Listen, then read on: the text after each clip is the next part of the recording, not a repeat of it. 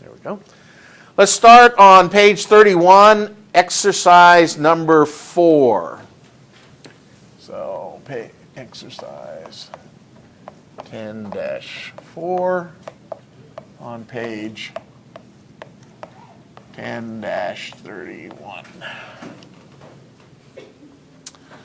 All right, on this one, on January 1, Cordova Company entered into a contract to acquire a new machine for its factory. The machine has a cash price of $215,000, and it is paid as follows. You're going to make a $55,000 cash down payment. You're going to sign a note payable for 4 equal annual payments starting in January the following year, 2014. So 4 payments for a total of $120,000. That's $30,000 each over the next 4 years. Then you're going to give up 60 shares of Cordova preferred stock with a mutually agreed upon fair market value per share of $100. And the fair interest rate on non-interest bearing notes is 10%. So, what is the journal entry for this? Well, the first thing you need to do is calculate the present value of that non-interest bearing note. The $120,000 total, the $30,000 a year for 4 years. So I is 10%. N equals 4. 4 equal payments. So the first question is what table out of the 5 possible selections that you have in that present value section right after chapter 5, what table is applicable here? Is this a future value of a single dollar, which is table 1, a future value of an annuity, which is table 2? Is this the present value of a single dollar, a present value of an ordinary annuity, or table 5, which is a present value of an annuity due? Let's narrow it down. Is it a future value or a present value issue? Present value. Okay, so PV. God bless you. Is it a single payment or is it multiple payments of equal value? So that narrows it down to either an ordinary annuity or an annuity due. Ordinary. And the reason? Because you're not making payments today. Correct. There is no payment due today on this note. That's the difference between 4 and 5. So it's table number 4.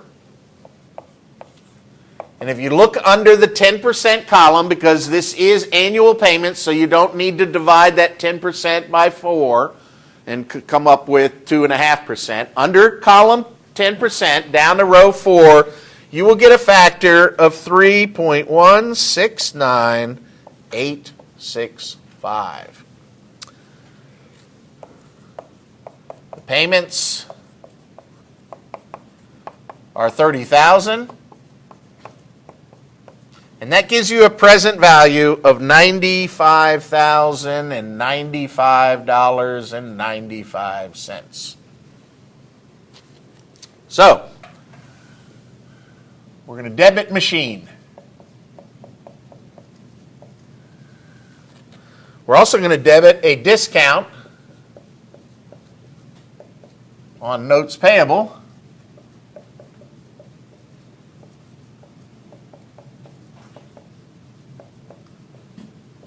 which is the $120,000 note minus the $95,095.95.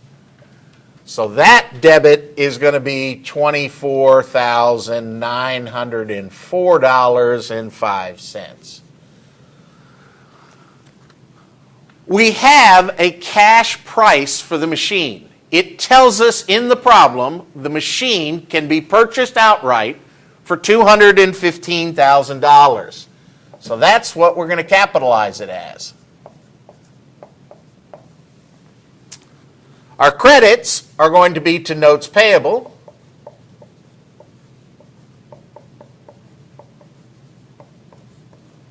for the $120,000. Face value of the note. We've given up preferred stock.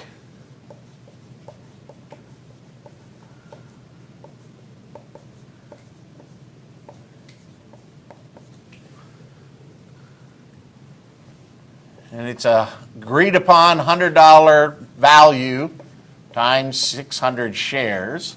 So that's $60,000.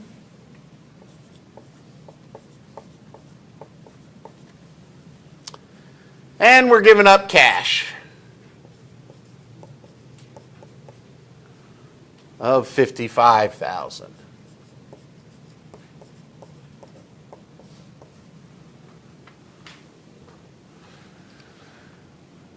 So what's the problem with this entry? It doesn't balance. You can tell immediately because there's a 5-cent hanging here and there's no 5 cents over here. So look at the easy stuff first. It's off by $4,904.05. And that is going to be considered additional paid-in capital.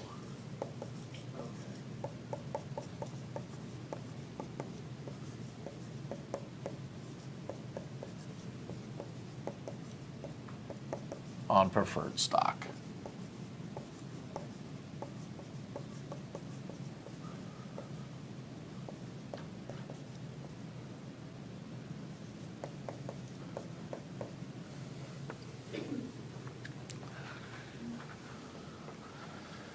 Requirement number 3 here said, how would your answer change, if at all, if the $215,000 cash price was not available? So in other words, if you didn't know what the arm's length fair market value of the machine would be, how would it alter this journal entry? Guesses?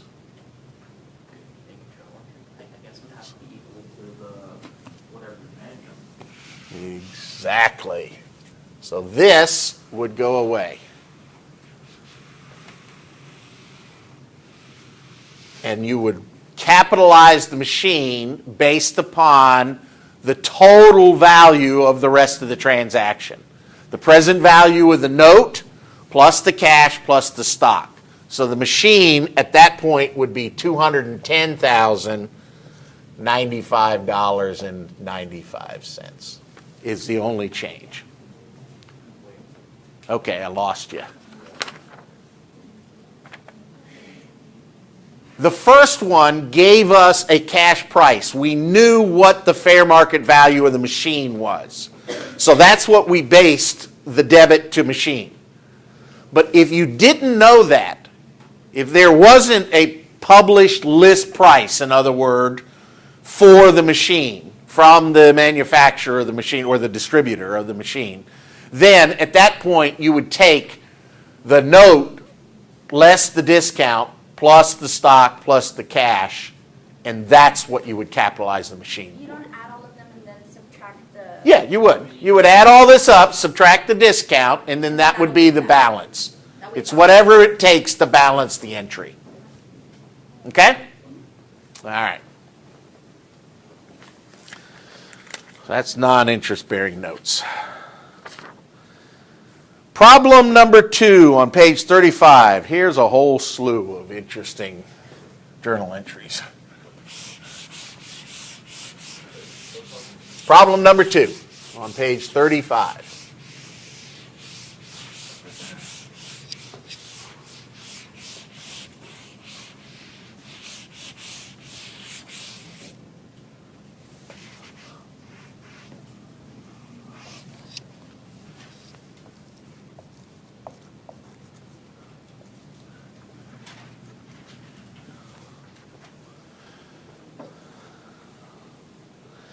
So it gives you the account balances for the property, plant, and equipment section of the balance sheet as of the end of 2012. And then during 2013, there were 7 transactions that occurred. And we'll approach them one at a time. The first one, land was acquired for $70,000 for a future building site. Commissions of $4,000 were paid to a real estate agent. So what's the significance of the phrase future building site? Future value. So what does that make this? A future value table problem. No? Thank you. Does everybody else understand that? You only put in property, plant, and equipment what you're currently using in operations in order to generate revenue. And you're not using this right now. So this is an investment.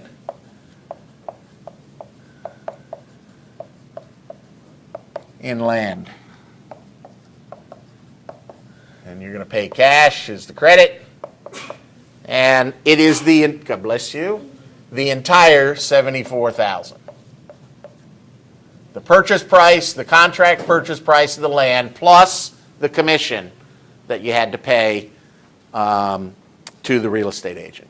So it's all the cost associated with acquiring the asset. All right, number 2. A factory and land were acquired from Kent Development Company by issuing 20,000 shares of $3 par common stock. At the date of this transaction, the stock was selling for $10 per share on the New York Stock Exchange. An independent appraised value of the land and the factory were $60,000 and $180 respectively. So in other words, you're buying $240,000 worth of total assets between land and factory for $200,000 worth of stock. So this is kind of a combination, exchange for something other than cash, exchange of property, plant, and equipment in exchange for security, plus a lump sum purchase. Because you have to split that $200,000 between the fair market value pro rata of the building and the factory and the land. All right? So we're going to debit land and building. So for the land, you've got $200,000. That's the shares of stock, the fair market value, on the listed stock exchange, times the ratio of 60 divided by 240. And that's going to give you $50,000. For the building, you're going to take that same $200,000 and you're going to multiply it by the 180 divided by 240 for 50,150. Then you're going to credit common stock.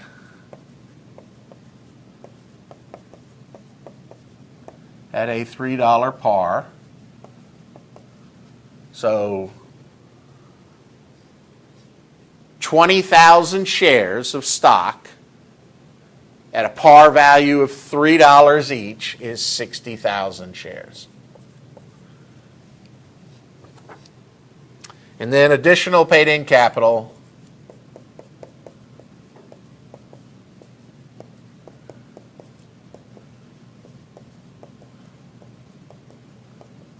on common is the remaining 140. Will it always be additional paid-in capital? If it's above the par. If you're selling it at par, it won't, but anything above it goes into the additional So paid-in if you do capital. that and then like the common stock is not equal to the debits, then we just do additional Yeah. capital of whatever the other. Well, you know what it's going to be because it's trading at $10 a share and it's a $3 par, so you've got $7 times the 20,000 shares. So you know exactly what it's, the price per share above par, because it tells you in the problem that it's an actively traded market, New York Stock Exchange. Everybody got this one? Makes perfect sense. All right, number 3. This is exactly like the problem that was in the slides that we talked about on Tuesday. Equipment was acquired at a cost of $120,000. In addition, sales tax, freight cost, and installation cost were $7,000, $10,000, and $16,000 respectively. During the installation, the equipment was damaged and $2,000 was spent for repairs. So we have a debit to equipment.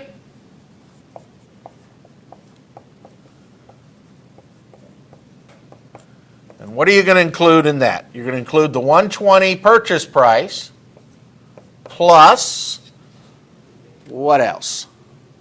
The cost of repairing damage. You're going to include that in the equipment, or are you going to put that someplace else? Do you remember Tuesday's slide? It'll be a debit. The equipment is not, the $2,000 that you repaired is not part of the purchase price and installing and getting it ready for it. It's incidental to that. It didn't matter if you dinged it up while you were installing it or 6 months later somebody backed a forklift into it and you had to fix it then. It's the same treatment. It's repair and maintenance. An expense.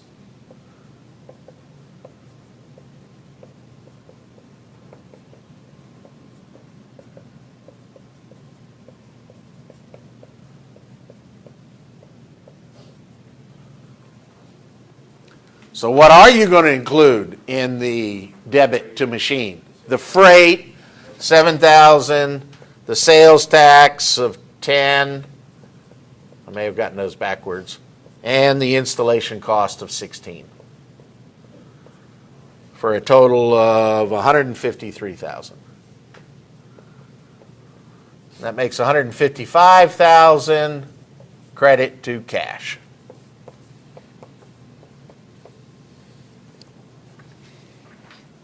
All right. Number 4, a new parking lot was installed at a cost of $30,000. So your credit's going to be to cash.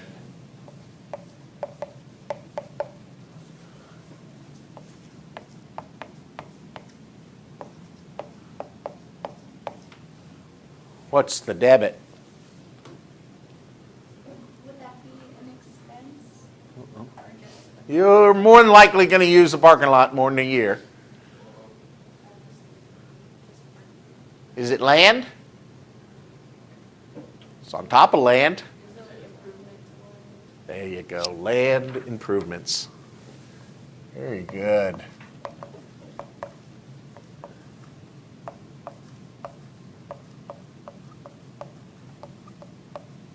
Land is not depreciated. Land improvements for security fencing, parking lots, sidewalks, landscaping, you name it. Anything you improve the land with will have a limited useful life and needs to be depreciated. The land itself does not. Okay? Number 5. Half of the land purchased in item 1 was now prepared as a building site. Cost of $26,000 were incurred to clear the land. The timber recovered was sold for $3,000. Then a new building was built for $60,000. Architectural fees related to the construction were $18,000, and imputed interest on equity funds used during construction was $15,000. No debt is outstanding. So first off, we're now going to debit land because we are using a portion of this now in our operations. So it's no longer an investment. We're going to actually use it. And then we're also going to debit buildings.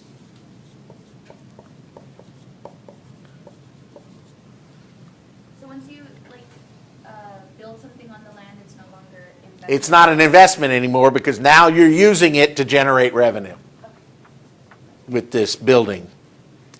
Okay? So what would be included in the debit to land? Well, half of this, which is $37,000. Then we had to do what to the land? We had to clear it. We had to cut down all the trees, and that cost us $26,000. Are we done? Minus the $3,000 because we were able to sell the timber.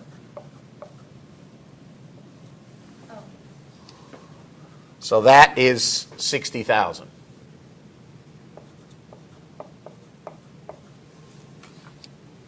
Right? It's same as if you had to demolish a building, but you were able to sell some of the scrap from the demolished building to a scrap collector or whatever.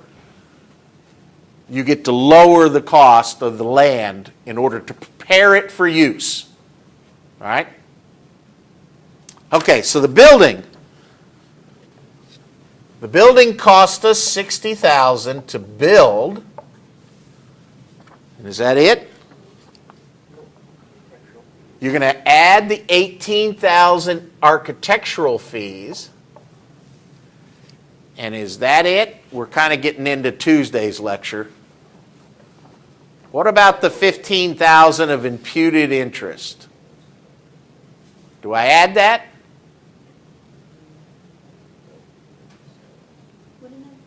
Seems obvious.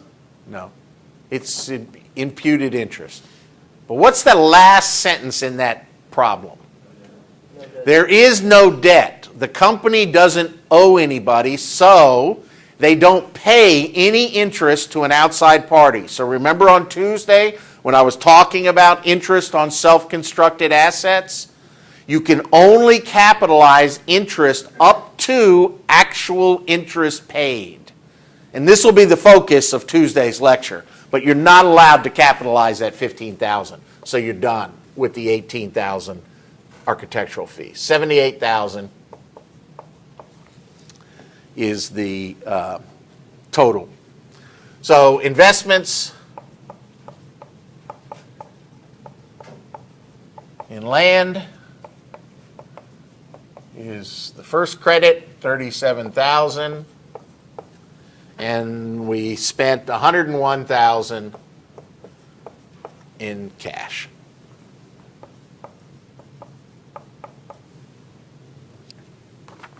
See, if you had paid some interest to an outside lender, then you would have had interest expense that you would credit here, lowering the interest expense by the $15,000 that you would then add to the building.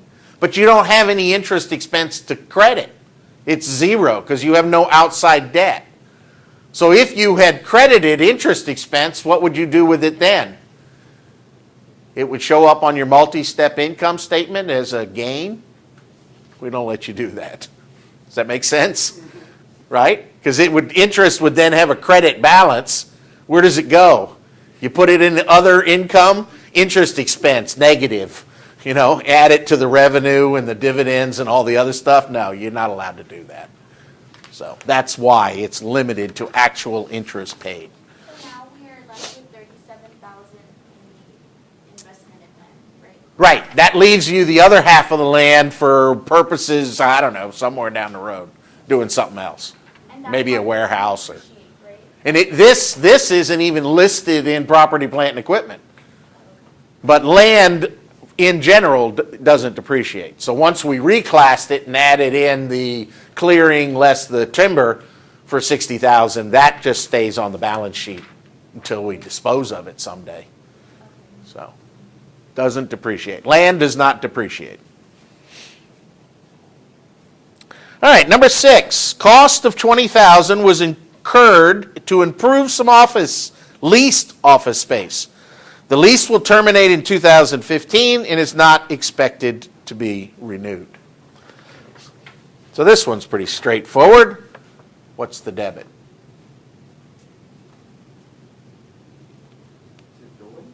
No. What is it?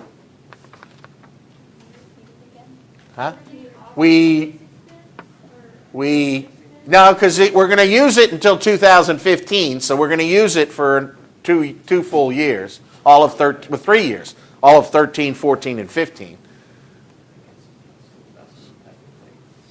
It's called a leasehold improvement.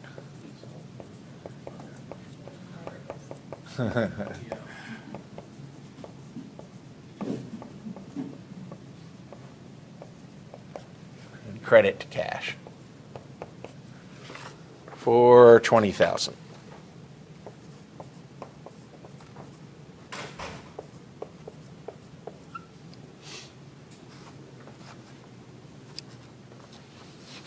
And you would amortize that over the life of the lease. So for the next 3 years, you'd take 1/3 of that every year. All right, last one. A group of new machines was purchased under a royalty agreement that provides for payment of annual royalties based on units produced. The invoice price of the machine was $30,000. Freight costs were $2,000, and then royalty payments throughout 2013 amounted to $12,000. So we have equipment,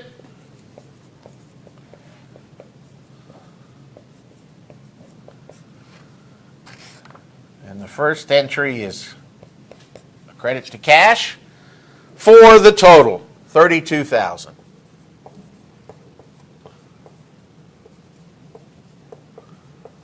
The invoice price on the equipment plus the freight.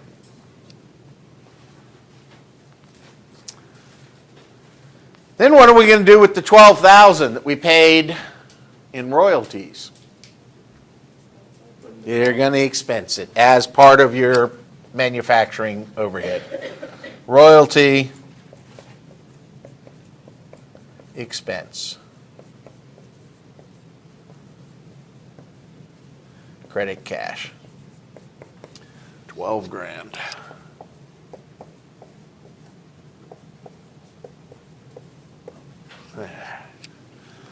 Wasn't that fun?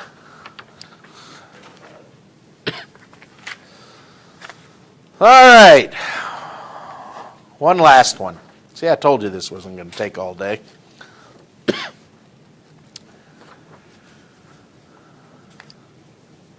Problem number 5 on the next page, page 38.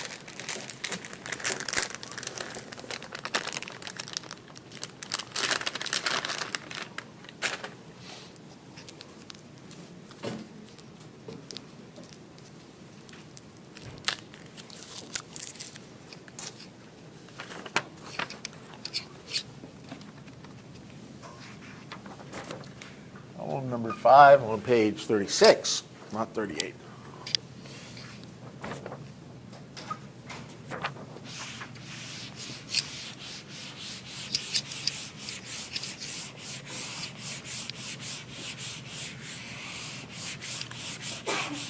Bless you.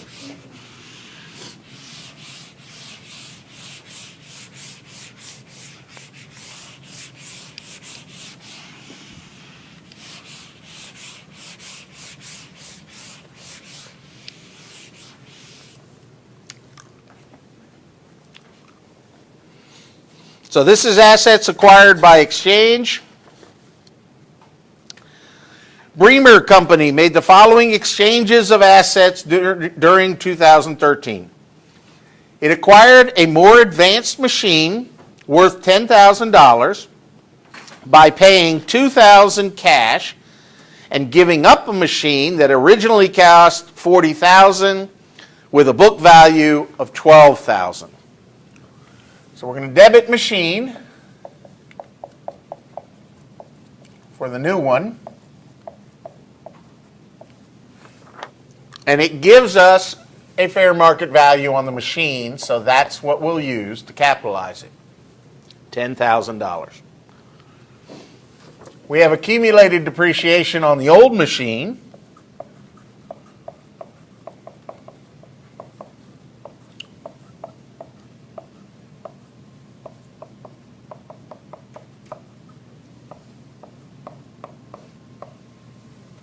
Of how much? It originally cost $40,000 and it has a current book value of 12. So how much depreciation have we taken? 28,000. You want a Halls? I got some extra. Oh, you already got one. Seems to be that time of year. All right, so then we're going to remove the old machine.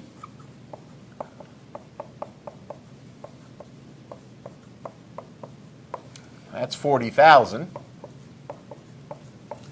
And we paid $2,000 cash as a down payment.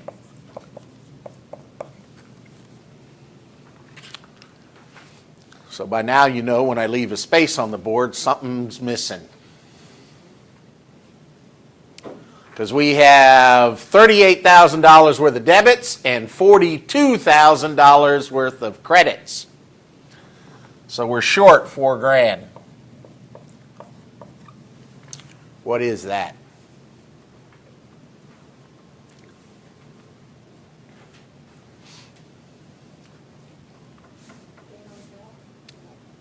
It's a debit. So we're getting a $10,000 machine by giving up $2,000 in cash and a machine that's worth on our books of $12,000. So we're giving up $14,000 worth of assets in order to get a $10,000 asset in return. It's a loss on exchange.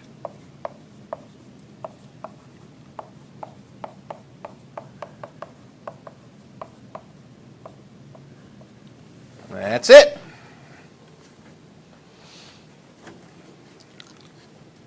Number 2, we acquired a building that was worth $55,000 by paying $5,000 cash and giving up a piece of land that originally cost $35,000.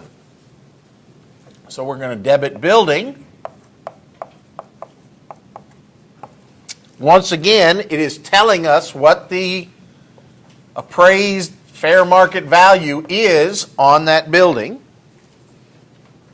We're giving up land of $35,000 and $5,000 worth of cash.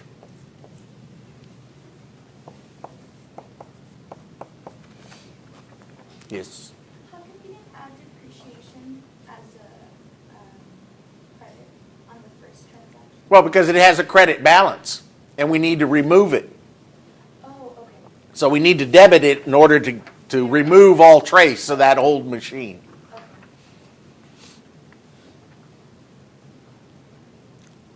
So now we have $55,000 worth of debits and $40,000 worth of credits. We're short $15,000.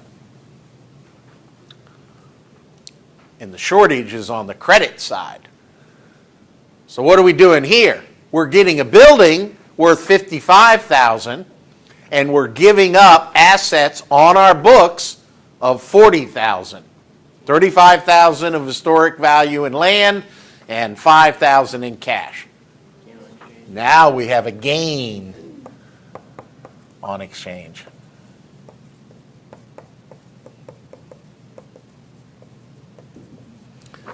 Absolutely. Number 3, acquired a more advanced machine worth $20,000, paying $5,000 in cash and giving up a machine that originally cost $13,000 with a book value of $11,000. So we have machine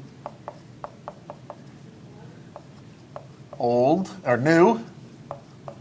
And then accumulated depreciation. Yep. For $20,000. We have accumulated depreciation. Is it 9,000? No. What was it left at? 11,000? The machine originally cost $13 and has a book value of $11. Oh, 2,000.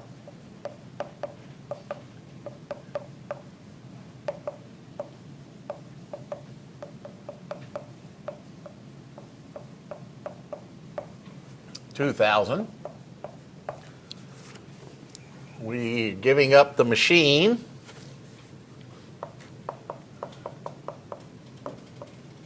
Old.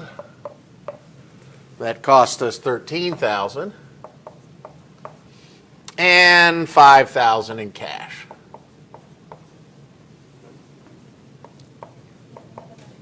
And we've got another gain.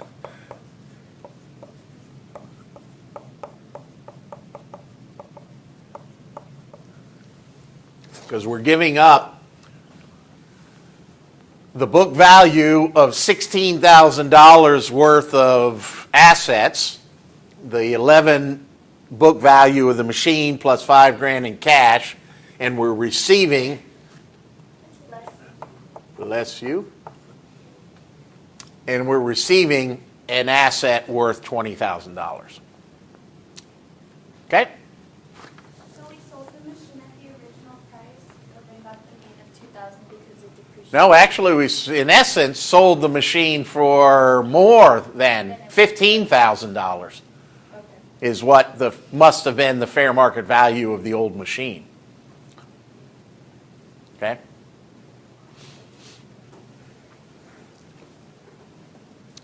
All right, the last one. Acquired a car by giving up a truck that originally cost $20,000 with a book value of $15,000, but has a blue book value of $16,008. Now I'll stop there because yesterday I had two of my non-American students come up to me and go, "What's a blue book value?"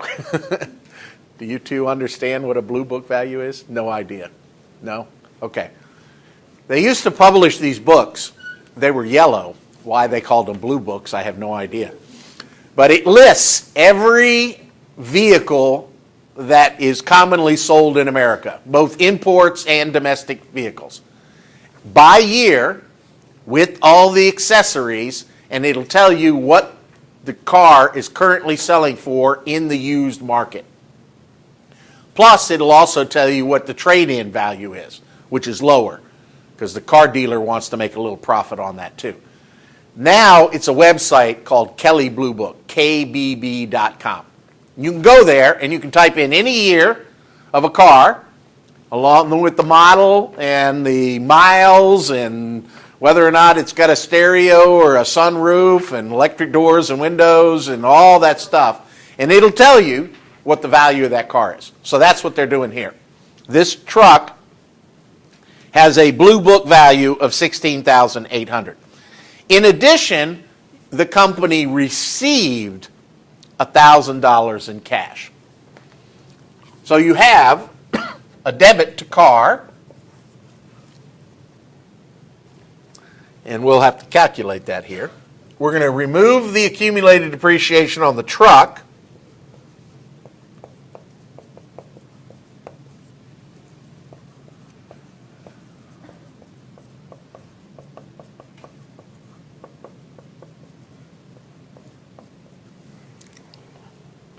Which is going to be $5,000.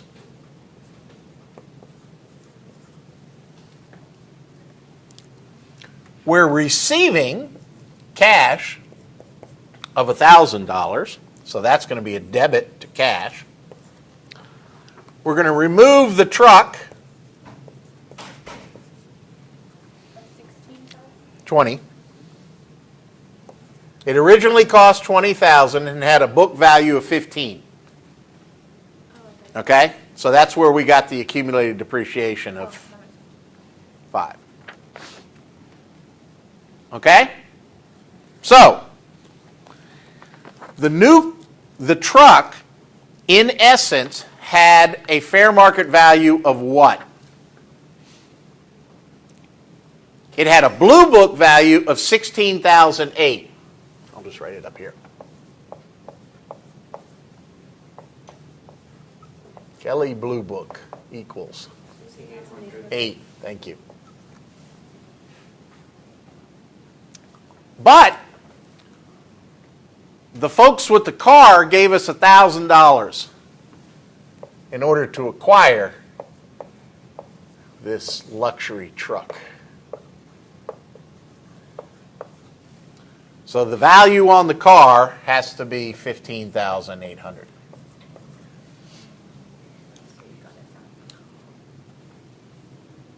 Right?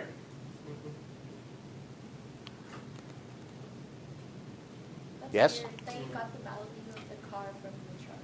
Yeah, well, that was the value of the transaction because they traded us, you know. You've got to make the assumption that all of these are arm's length transactions between unrelated parties. So if I'm willing to give you a car in exchange for a truck, the truck is worth $16,800 and I had to kick in an extra grand in order to complete the deal, then the car has to be valued at $15,800. So what's missing here? We have a credit of $20,000 and we've got a debit of $21,800. No, it's a credit to make it equal. And it's a gain on exchange. I know, I love this transaction.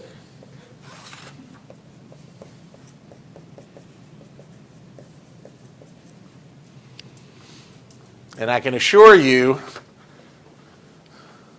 more than likely, sometime in the future, you're going to spend some time as a property, plant, and equipment fixed asset accountant. Or if you work for a small to medium-sized company, you do that yourself as an accounting manager, controller, and sometimes even CFO. If the transaction is complex enough, you will have to do it yourself to figure out what to take off of your property, plant, and equipment module and what to put back on. Okay? So,